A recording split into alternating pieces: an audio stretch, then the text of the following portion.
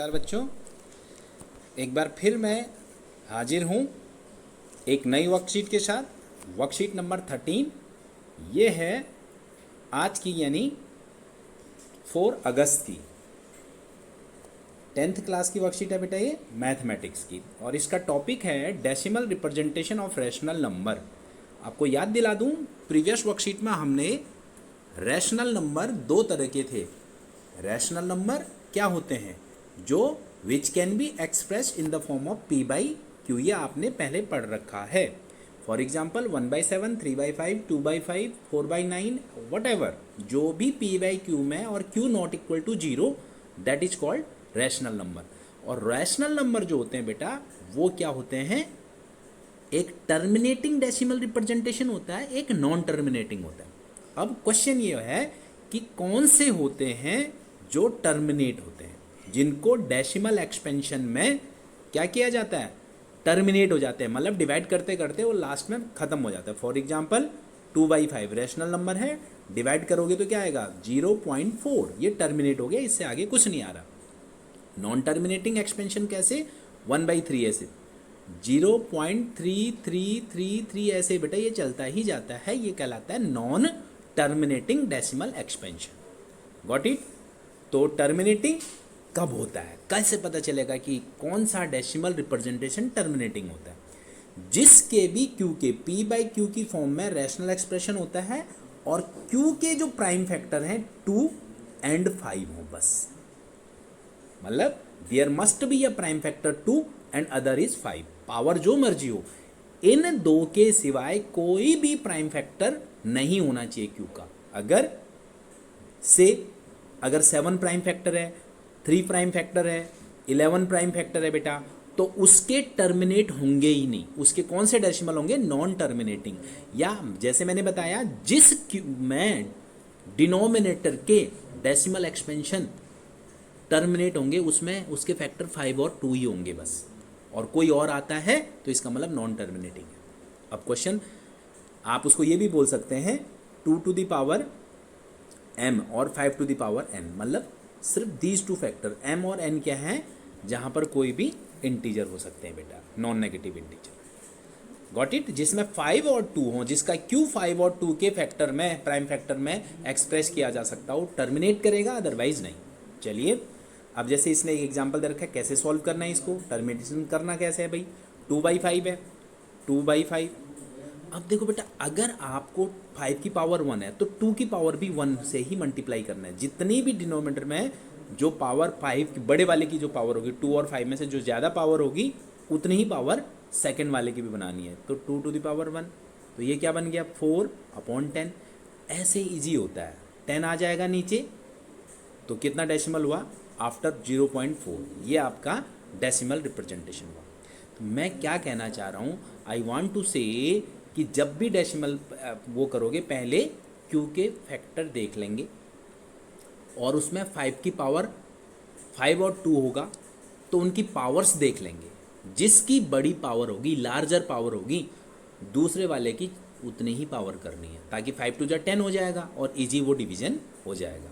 अब जैसे देखिए, इसमें दूसरा दिया है कौन सा? 5/8, तो देखिए 5/2 to the power 3। अब बेटा इसमें 5 की पावर तो है ही नहीं, इसको 5 to the power 3 से ही क्या करना पड़ेगा?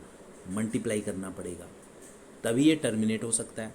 अब ऊपर तो बन गया 6 to 5 और नीचे हो गया बेटा 10 to the power 3। इसीलिए आई सेड कि इजी डिवीजन हो जाएगा, आंसर आ जाएगा 0.625। ये हो गया टर्मिनेटिंग डेसिमल एक्सप्रेशन। अब दूसरा जैसे दे रखा है बेटा 10/3, ऑब्वियस है, इसका डिनोमिनेटर का फैक्टर 3 है तो नॉन टर्मिनेट होगा। नॉन टर्मिनेट कैसे? 3.3333 चलता जाएगा। और 1/7 का इसका डिनोमिनेटर का फैक्टर, प्राइम फैक्टर 7 है, 5 and 2 ओनली, ये दो ही फैक्टर होंगे, या अकेला 2 होगा या अकेला 5 होगा, तो प्राइम वो जो रैशनल नंबर है वो डेसिमल एक्सपेंशन में क्या होगा? उसके टर्मिनेट होगा, अदरवाइज कोई भी हो नॉन टर्मिनेटिंग होगा। तो देखिए इसमें क्या आता है, नॉन टर्मिनेटिंग इतना आ रहा है, 1/7 को जब डिवाइड करोगे तो इस तरह से होगा। तो अब कुल मिला के सिंपल सा कंसेप्ट है, जिसके क्यू में, जिस डिनोमिनेटर के फैक्टर p/q की फॉर्म में ऐसे होंगे जिसके 2 और 5 के सिवाय कोई भी फैक्टर हो तो उसके नॉन टर्मिनेटिंग होंगे जिसमें 2 हो, ओनली 5 हो, या बोथ हो 2 एंड 5, तो उसके टर्मिनेटिंग होंगे। अब एक एग्जाम्पल दे रखा है बेटा, ये क्या 15/16। सबसे पहले तो देखो इसको सिंप्लीफाइड कर लीजिए। कैसे? 5 से ये वो हो जाता है 3 क्या आ जाएगा बेटा 320। ओके 3/320 हो गया। अब 320 के फैक्टर आपने किए, क्या बनते हैं 320 के फैक्टर बनते हैं बेटा 2⁻6 × 5। तो अब इसको मैंने आपको क्या बताया था, इनमें से देखा करो जो लार्जर डिग्री कौन सी है, मतलब ज़्यादा पावर किसकी 2 की, तो इसको भी 5⁵ से मल्टीप्लाई और डिवाइड करना पड़ेगा बेटा, तभी ये सॉल्व होगा। अगर आपको इसको without long division will terminate और नॉन टर्मिनेट, आपको सिर्फ यहाँ पर तो ये बताना है, तो ये पता चल गया कि ये क्या आ रहा है। 320 के फैक्टर क्या बन रहे हैं आपके बेटा, 320 के फैक्टर बन रहे हैं 2⁻6 × 5⁻1। सिर्फ ये बताना है टर्मिनेटिंग है या non terminating. Yes it has terminating.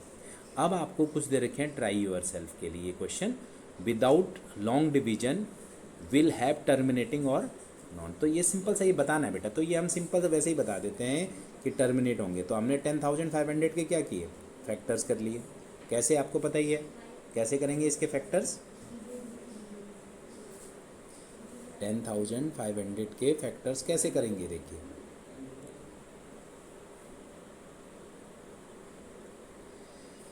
सबसे पहले 2, तो इसका आ जाएगा 5250, फिर दूसरा आएगा बेटा 2, फिर ये होगा 2625, फिर 5 से ये आ जाएगा बेटा 525, फिर